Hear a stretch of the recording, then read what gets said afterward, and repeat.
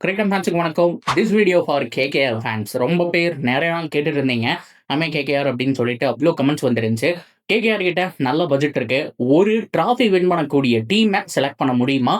யாரை ஃபோக்கஸ் பண்ணா நல்லா இருக்கு அப்படிங்கிற எல்லாத்தையுமே கம்ப்ளீட்டா இந்த வீடியோவில் பார்க்க போறோம். அதுக்கு முன்னாடி ஃபர்ஸ்ட் டைம் சேனலுக்கு வரீங்கன்னா மறக்காம சப்ஸ்கிரைப் பண்ணி சப்போர்ட் பண்ணுங்க. அப்போ அப்டேட் எல்லாமே எங்களை வந்து சேரும். சரி வாங்க வீடியோக்குள்ள போலாம். ஸோ ஒரு பக்கம் மும்பை வெறும் 2 கோடியோட இந்த அக்ஷனுக்கு எங்களுக்கு சம்மந்தமே இல்லை, ஆல்மோஸ்ட் நாங்கள் ஃபில் பண்ணிட்டோம்னு சொல்லி உட்காந்துட்டு இருந்தா, இன்னொரு பக்கம் 12 ஸ்லாட் பக்கம் ஃபில் பண்ண வேண்டிய சுச்சுவேஷனுக்கு கேகேஆர் பிக் பட்ஜெட்டோட 64 கோடி. போன தடவை மெகா ஆக்ஷனில் கூட இதை விட கம்மியான ப்ரைஸோட போனாங்கன்னு நினைக்கிறேன். ஆனால் மினி ஆக்ஷனில் பயங்கரமான ஒரு ப்ரைஸோட தான் வச்சிருக்காங்க. ஆக்சுவலாக அவங்களுடைய டார்கெட் என்னவா இருக்கும் அப்படின்னு கேட்டிங்கன்னா, போன வருஷம் நமக்கு சரியாக போகல, சிஎஸ்கே மாதிரி தான் அவங்களும் யோசிச்சிருப்பாங்க. ஸோ நம்ம டீமை அப்படியே மாற்றி அமைக்கணும், மிச்சல் ஸ்டாக் இல்லாத இடத்த ஃபில் பண்ணணும், நல்ல ஓப்பனர்ஸை கெயின் பண்ணணும், நல்ல ஆல்ரவுண்டர்ஸை கெயின் பண்ணணும் அப்படிங்கிற மாதிரி முடிவு பண்ணியிருப்பாங்க. ஆண்ட்ரே ரசல் அவங்களுக்கு கிடைச்சாலும் ஓகே, கிடைக்காட்டியும் ஓகேங்கிற மைண்ட் செட்டில் தான் அவங்க இருக்காங்க. ஓவராலாக அவங்களுடைய டார்கெட்ஸ் என்னவா இருக்கும் அப்படிங்கிறத பார்க்கலாமா? கிட்டத்தட்ட 5 ஃபாரின் ஸ்லாட் ஃபில் பண்ண வேண்டிய சுச்சுவேஷன் இருக்கு. ஸோ அது போக மீதி இருக்க எல்லாமே இந்தியன்ஸ் அப்படிங்கிறத சொல்லிக்கிறேன். ஸோ அப்படி பார்க்கும்போது எனக்கு ஒரே ஒரு வருத்தம் என்னன்னா, மனிஷ் பாண்டியா அவங்க ரீட்டைன் பண்ணதான். அவர் நல்லா உழைச்சு கொட்டியிருக்காரு ஐபிஎல்காக, எல்லாமே ஓகே, பெஸ்ட் ஃபீல்டர் எல்லாம் ஓகே. பட் இருந்தாலுமே அவரை விட பெட்டராக இப்போ நிறைய பேர் இருக்காங்க.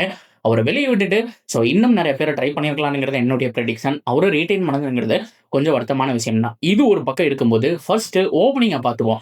ஓப்பனிங் பொறுத்த வரைக்கும் நிறைய சாய்ஸ் இருக்குங்க அவங்களுக்கு. அவங்கள பொறுத்த வரைக்கும் ஒரு டிவான் கான்வேவை சூஸ் பண்ணலாம்.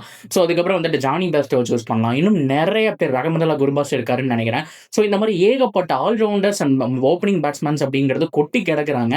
ஸோ கண்டிப்பாக டிவான் கான்வே இந்த டீமுக்கு ஒரு நல்ல சாய்ஸாக இருப்பாருங்க. ஸோ ஏன்னா ஆரம்பத்தில் உங்களுடைய மிடில் ஆர்டரில் ஓரளவுக்கு எக்ஸ்ப்ளோசிவாக வேணும்னு யோசிச்சாங்கன்னா, பொறுமையாக ஸ்டெடியாக ஆடுறதுக்கு ஒரு ஆள் வேணும். டிவான் கான்வேவை இந்த டீம் வந்துட்டு செம்மையாக டார்கெட் பண்ணலாம். ரச்சின் ரவீந்திராவை டார்கெட் பண்ணலாம். ஸோ ஓப்பனிங்க்கு யார் யார் வேணும் அப்படிங்கிறத பயங்கரமாக ப்ரிப்பேர் பண்ண வேண்டிய சுச்சுவேஷன்ல இருக்காங்க. ஓப்பனிங் ஒரு ஃபாரின் அண்ட் இந்தியன் காம்பினேஷன் கிடைச்சா நல்லா இருக்கும். ஒரு ஃபாரின் பிளேயரா Devon Conway, Rachin, Jonny Bairstow இந்த மாதிரியான பிளேயர்ஸை தூக்கி போட்டாங்கன்னா சும்மா கன் மாதிரி இருக்கணுங்கிறதுல மாற்றமே இல்லை. அண்ட் மிடில் ஆர்டர் அண்ட் ரொம்ப முக்கியமாக ஆல்ரவுண்டிங் கேட்டகரியை பொறுத்த வரைக்கும் நம்ம பார்க்கும்போது, ஒரு பக்கம் ஆண்ட்ரே ரசலை மறுபடியும் எடுக்கணுமாங்கிற மாதிரி யோசிச்சுட்டு இருப்பாங்க. மறுபடியும் எடுப்பாங்க, பட் கம்மி ப்ரைஸுக்கு கிடைச்சா எடுப்பாங்க.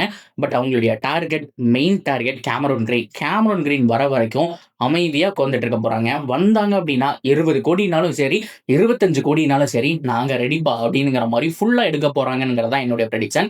கேமரூன் கிரீனை பொறுத்த வரைக்கும் எக்ஸ்ப்ளோசிவான பேட்ஸ்மேனுங்கிறது தெரியும். நம்பர் 3, நம்பர் 4 ஆடுவார், பவுலிங்கும் போடுவார். ஸோ உண்மையிலுமே டால் ஃபீல்டர், நீங்கள் லாங் ஆஃப்லலாம் நிப்பாட்டி வைக்கலாம்.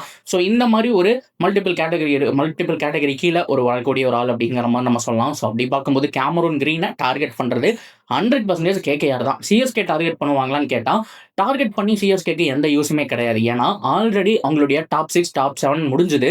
நம்பர் 8 வந்து ஆடக்கூடிய பேட்ஸ்மேன் அவர் கிடையாதுங்க. பவுலிங்க்கு வேணாம் மட்டும் யூஸ் பண்ணணும் அப்படிங்கிற கேட்டகரிக்குள்ளே தான் போவாங்க.